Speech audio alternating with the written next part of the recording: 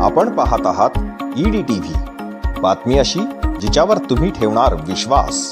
नमस्कार, मी Dilip पोहनरकर EDTV news या online news पोर्टलमध्ये आपलं सर्वांचं स्वागत करतो। जालना नगरपालिकेचे महानगरपालिकेत रूपांतर झाल्यानंतर नुकत्याच पहिल्याच महानगरपालिकेच्या निवडणुका पार पडल्या। या निवडणूक लढताना अनेक राजकीय समीकरणे उधळून लावली गेली किंवा ती पूर्ण झालीच नाही असो, परंतु महापौर आणि उपमहापौर पदाची आज निवडणूक झाली। निवडणूक म्हणजे काय, फक्त शासन दरबारी घोषणा बाकी होती।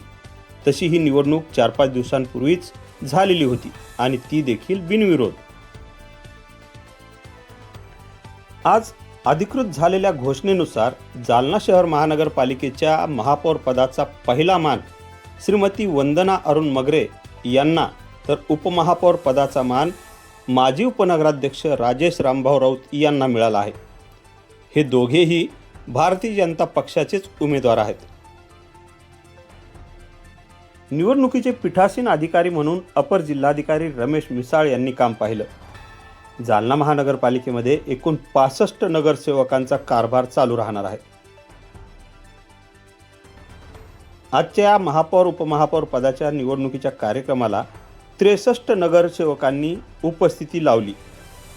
अनुपस्थित 2 नगरसेवकांमध्ये फारुख तुंडीवाले आणि अनिल तिरुखे यांचा समावेश आहे।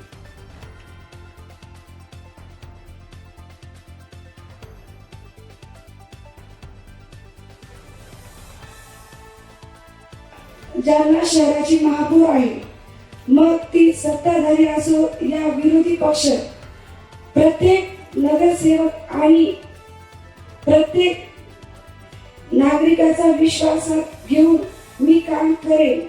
जालना शहराच्या हितासाठी सर्व मतांचा विचार घेतले जातील आणि सर्वांच्या सहकार्याने मी आपल्या जालन्याचा कायापालट करेन। आज पदभार स्वीकारताना सकाळी 11 वाजेच्या सुमारास एका ट्रॅव्हल्समधून महिला नगरसेवकांनी जालना महानगरपालिकेमध्ये प्रवेश केला।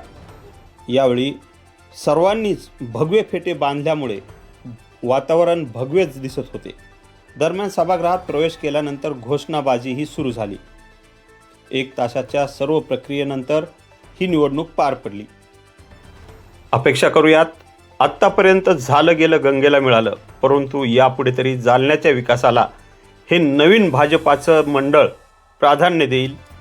मी दिलीप पोहनरकर, EDTV न्यूज, जालना।